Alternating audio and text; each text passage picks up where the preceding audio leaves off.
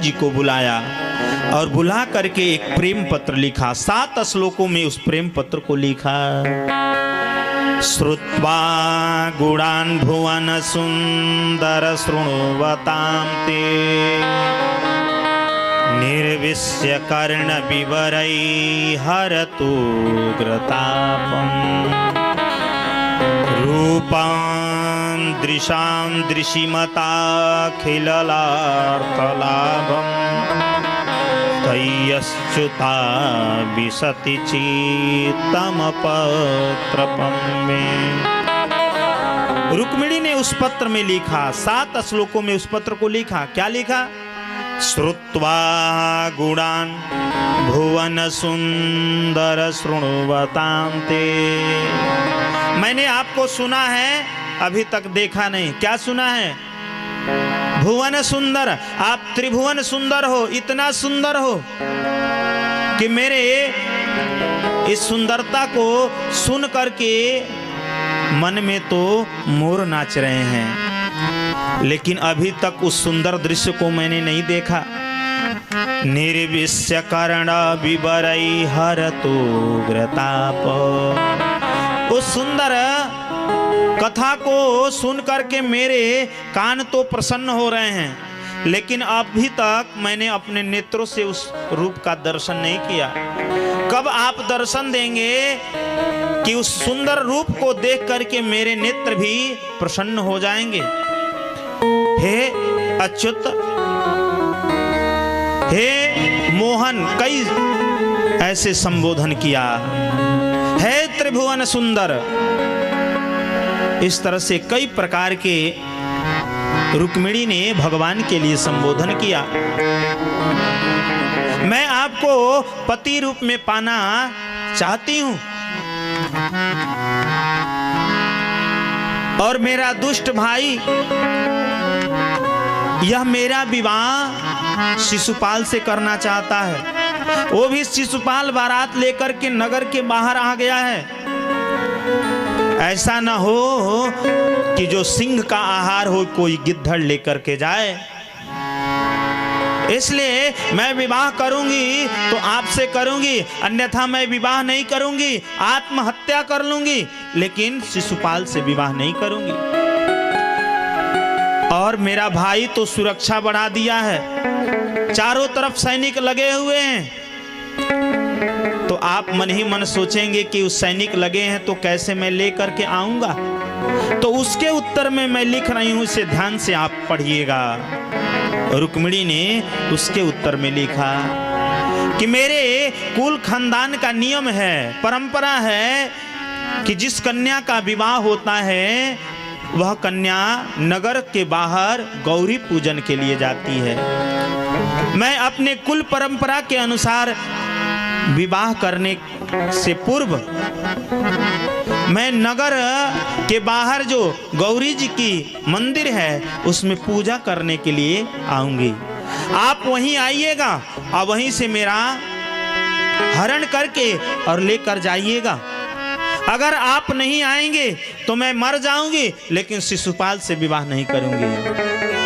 यह 7 श्लोकों में इस पत्र को लिखा और उस पंडित जी को दिया और कहा, जाइए आप द्वारिका में जाकर कृष्ण को यह पत्र दे दीजिएगा।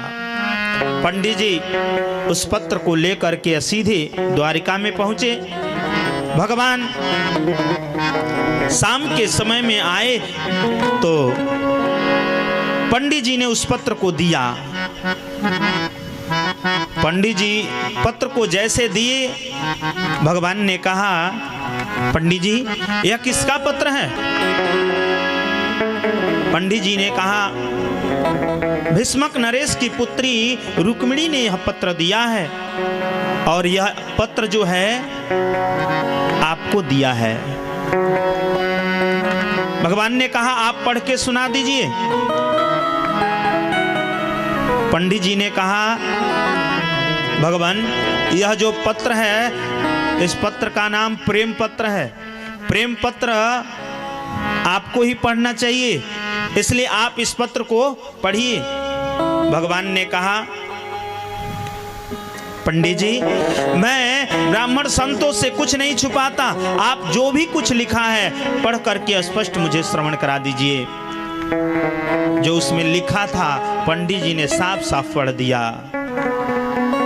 भगवान रात्रि में उस ब्राह्मण को भोजन कराए, रात्रि विश्राम हुआ। भगवान जैसे सुबह हुआ, स्नान ध्यान करके भगवान तैयार हुए। तैयार होने के बाद अपने दारुक सारथी से कहा कि आज मेरे रथ को सजा दो। और रथ को सजाने के बाद इसमें बहुत तीव्र गति से चलने वाले उन घोड़ों को लगा दो। उन घोड़े के नाम इतने सुंदर थे। एक शैव्य नाम का घोड़ा था जो बहुत तीव्र गति से दौड़ता था। शैव्य, सुग्रीव, मेघपुष्प और 4 घोड़ों को लगाया। भगवान का सुंदर रथ सजा और भगवान उस ब्राह्मण देव को उस रथ पर बैठा करके और दारुक सारथी से कहा कि इस रथ को कुंडनपुर के तरफ ले चलो। जैसे भगवान उस रथ पर चढ़ करके कुंडनपुर के लिए निकले, बलराम जी ने देखा। बलराम जी ने पूछा, अरे भैया कहाँ जा रहे हो? भगवान ने कहा मैं वहीं जा रहा हूं। बलराम जी ने पूछा कहाँ जा रहे हो भैया? तो भगवान ने कहा मैं कुंडनपुर जा रहा हूं। बलराम जी समझ गए कि कुंडनपुर में महाराज भीष्म ने कि जो उनकी कुमारी है रुक्मिणी, उसका स्वयंवर होने वाला है। एक से एक दिव्य राजा आएंगे, हो सकता है उस स्वयंवर में युद्ध भी करना पड़े। बलराम जी ने कहा भैया चलो मैं आ रहा हूं। बलराम जी कुछ सैनिकों को लेकर के और पीछे से चल दिए। भगवान सीधे महाराज के नगर में पहुंचे और नगर में पहुंचने के बाद उस ब्राह्मण देव को रथ से उतारा और कहा कि आप जाकर के रुक्मिणी से यही कह दीजिएगा कि जो वह पत्र में लिखा था वह पूर्व आयोजना के अनुसार ही कार्य को हम करेंगे। इधर रुक्मिणी अपने सखियों के साथ में जैसे पूजन के लिए नगर के बाहर आई तो कुछ सैनिक लोग आए।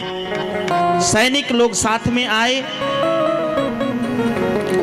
रुक्मिणी जी पूजन के लिए मंदिर में आई। मंदिर में आने के बाद रुक्मिणी जी ने गौरी जी से पूजन किया, उनसे निवेदन किया और कहा कि मैं भले मर जाऊं लेकिन मैं विवाह शिशुपाल से नहीं करना चाहती।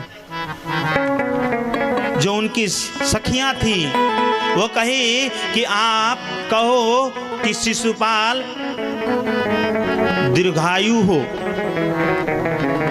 मेरा सुहाग अमर हो जाए। रुक्मिणी ने कहा मैं शिशुपाल के लिए यह बात नहीं कर सकती, इसलिए मैं कुछ नहीं बोल सकती। रुक्मिणी ने भगवान शिव के साथ मां गौरी का भी पूजन किया। पूजन करने के बाद ऐसा लग रहा था कि भगवान नहीं आएंगे, तो रुक्मिणी ने कहा दुर्भगाय में धाता नानुकूलो महेश्वर देवी वा विमुखा गौरी रुद्राणी गिरिजा सती। लग रहा है मेरे भाग्य मंद हो गए, भगवान शिव भी मेरे अनुकूल नहीं हैं और माँ गौरी तो मुझसे विमुख हो गई हैं। लग रहा है मेरा विवाह कृष्ण से नहीं हो पाएगा। इस प्रकार से गौरी जी से निवेदन करती हैं और रुक्मिणी जी कहती हैं कि आप गौरी मैया सब कुछ देने वाली हो, आप सुहाग को देने वाली हो, आप पति को देने वाली हो, इसलिए मैं जिस श्री कृष्ण से प्रेम करती आप मुझे वही वर दीजिए कि उनसे मेरा विवाह हो जाए। और रुक्मिणी जी कह रही हैं, गिरवर राज के की सोरिए मैया पैया तोरी परी। हाथ जोड़ करके और प्रार्थना कर रही हैं, कह रही हैं, गिरवर राज के की सोरिए मैया पैया तोरी परी। गिरवर राज के सोरिए मैया रे पैया परी। जय हो महेश मुख चंद्र चकोरी पैया तोरी परी। जय हो महेश चंद्र चकोरी पैया तोरी परी। गिरवर राज के की सोरिए मैया पैया तोरी परी। गिरवर राज के किशोरी मैया पैया परी। जय हो महेश मुख चंद्र चकोरी पैया तोरी परी। जय हो महेश मुख चंद्र चकोरी मैया पैया महेश मुख चंद्र चकोरी पैया तोरी परी। हरि हरे। बोलिए गौरी मैया की जय हो। सभी लोग हाथ ऊपर उठा करके ताली बजाएं।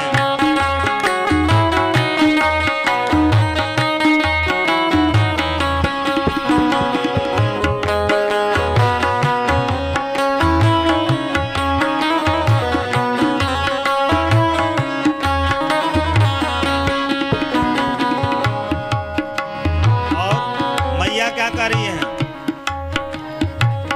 जय हो खजानन खडानन के माता। जय हो गजानन खडानन के माता। चंद्र बदन सोहे भाग्य विधाता। चंद्र बदन सोहे भाग्य विधाता।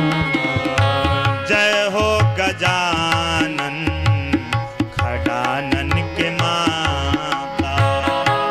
जय हो गजानन खडानन के माता। चंद्र बदन सोहे भाग्य विधाता। चंद्र बदन सोहे भाग्य विधाता। फेरी नजारा तानी सेवकों के बोरी पैया तोरी परी। फेरी नजारा तानी सेवकों के बोरी पैया तोरी परी। महेश मुख चंद्र चकोरी पैया तोरी परी। जय हो महेश मुख चंद्र चकोरी मैया परी।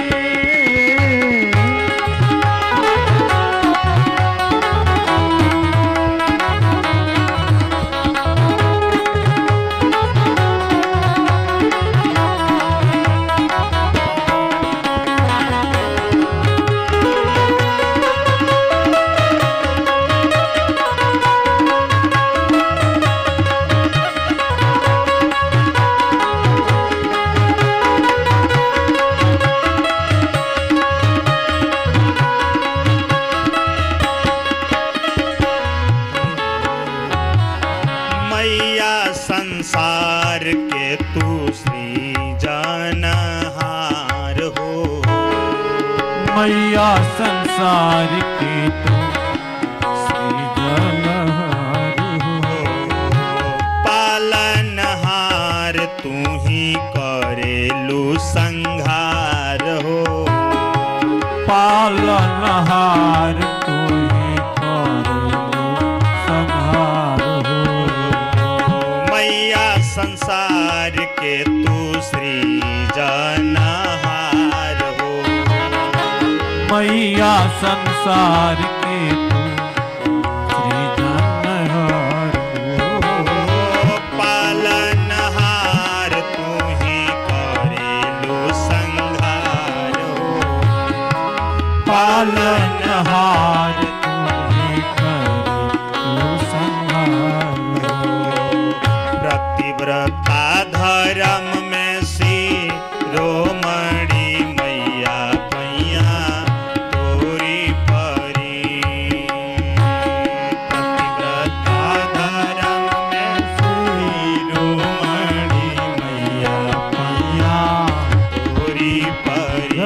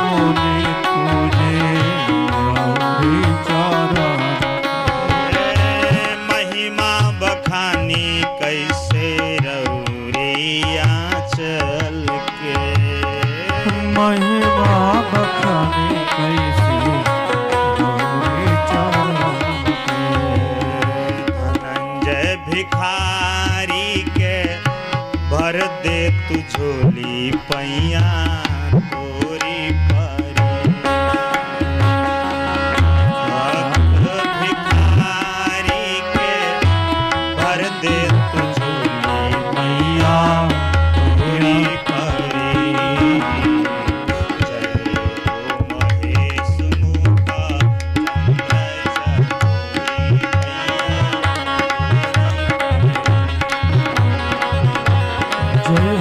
महेश मुख चंद चकोरी पैया तोरे परी। राज के की सोरी मैया पैया तोरी परी। राज के की सोरी मैया तोरी परी।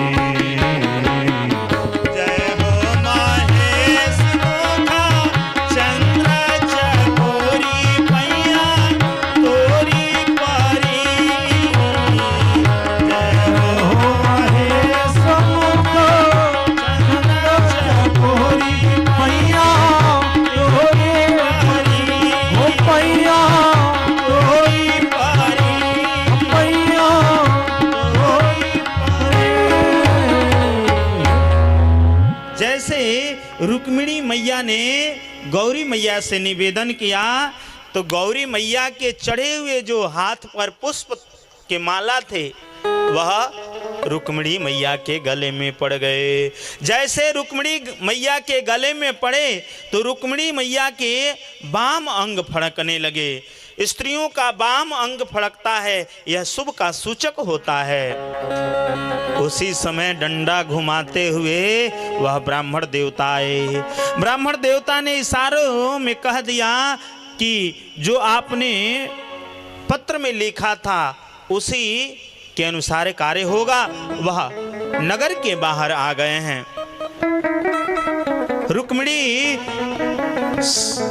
समझ गई कि भगवान आ गए हैं तो मन ही मन प्रसन्न हुई और उस